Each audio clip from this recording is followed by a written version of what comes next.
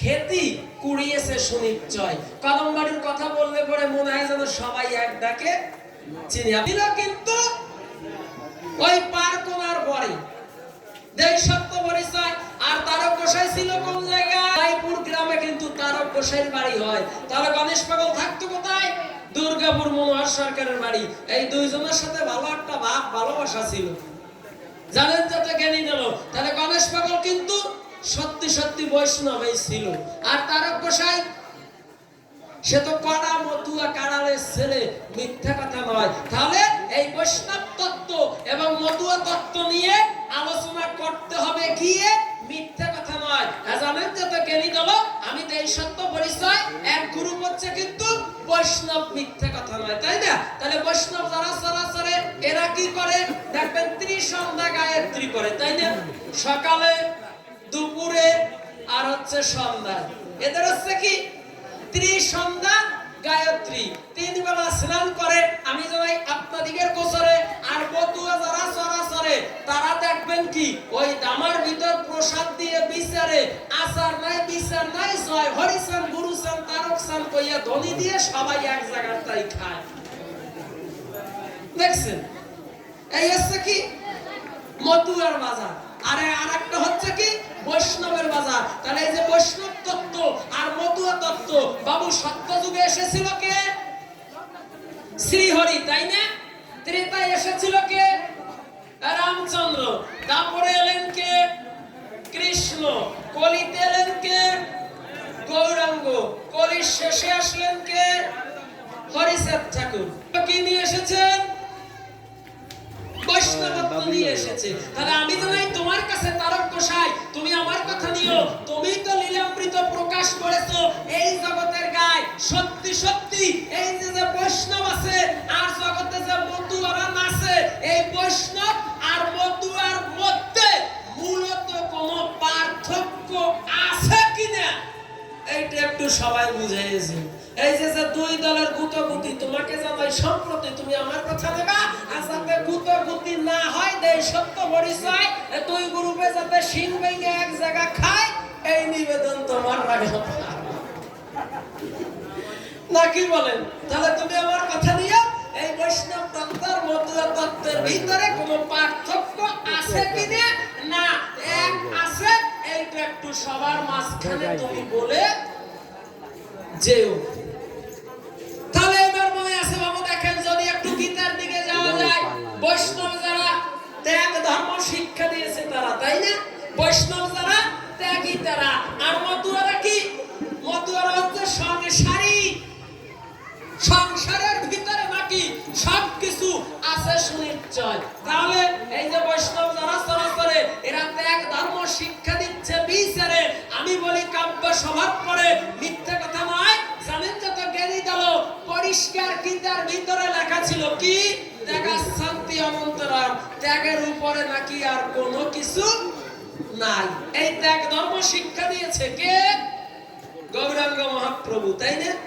সবকিছু ত্যাগ করে মনপ্রাণ এক করে চলেছিল কিন্তু মধুর বৃন্দাবন।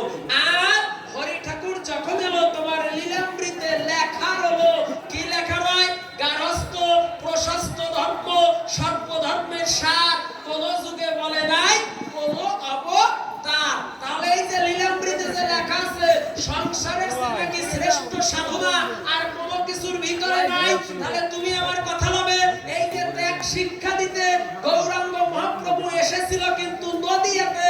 তাহলে তুমি আমার কথা নিও, এই গৌরাঙ্গ মহাপ্রভুর ত্যাগ আর হরি ঠাকুরের ভোগ, এই ত্যাগ আর ভোগের ভিতরে কতটুকু পার্থক্য আছে?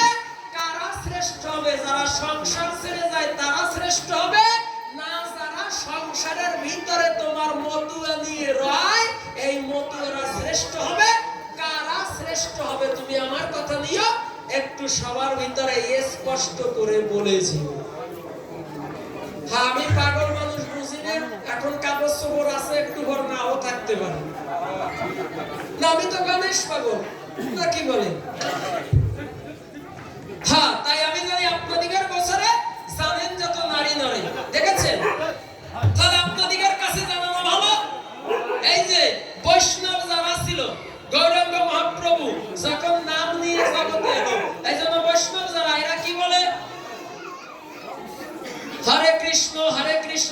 কৃষ্ণ কৃষ্ণ হরে হরে, হরে রাম রাম রাম হরে হরে। এই 16 নাম 32 অক্ষরকে কিন্তু তারা হৃদয়ে গেঁথে নিয়েছে, মিথ্যা কথা নয়। কিন্তু মতুয়া যারা সরাসরি আমি বলি কাব্য সভার পরে আমি করি বর্ণনা, এই মতুয়ারা কিন্তু এই হরে কৃষ্ণ নামের ধারে না। জয়ডঙ্কা নিয়ে কাঁধে, আমি জানি সবাই নির্বিবাদে কি করে, ওই যে হরিপুরের মাতাম দেয় বিশ্ব বসুধায়, তাহলে গৌরাঙ্গ যে নাম প্রেম নিয়ে এলো, জানেন যত জ্ঞানী গেল এইদিকে আমার হরিচাঁদ ঠাকুর যে নাম প্রেম নিয়ে এসেছে ওরাকান্দির গায়, তুমি আমার কথা নিও, এই গৌরাঙ্গর নাম প্রেম এবং এই হরি ঠাকুরের নাম এবং প্রেম এর ভিতরে কি তারতম্য আছে, কোনটা শ্রেষ্ঠ, এইটা একটু সবার মাঝখানে বলেছে। গৌরাঙ্গ মহাপ্রভু করেছে বর্ণনা, নারী ত্যাগ করতে হবে, নারী নিয়ে কখনো সংসারে থাকা যাবে না, যাবে না। কি বলছে, দারু নারী হরে যাইছে মনিরূপী মন।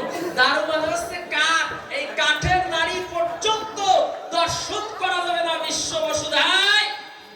হরি ঠাকুর ডাক দিয়ে কয়, লয়ে নিজ নারী ব্রহ্মচারী ঘুষাইতে বেবিচার, আমার হরিচাঁদের অপর লীলা রে লীলা বুঝবে সাধ্য কার। এই লীলা বুঝিতে কুলায় না আমার, বুঝিতে তুমি আমার কথা দিও, সংসারের ভিতরে নারীকে সঙ্গে নিয়ে কিভাবে ব্রহ্মচর্য রক্ষা করা যায়, এইটা একটু সবার মাঝখানে করুন। যে নারী, তাই না, নারীকে নিয়ে কিভাবে ব্রহ্মচর্য রক্ষা করা যায়।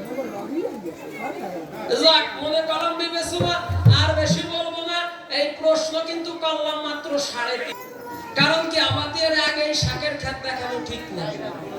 হ্যাঁ, তাহলে তুমি আমার কথা নিও।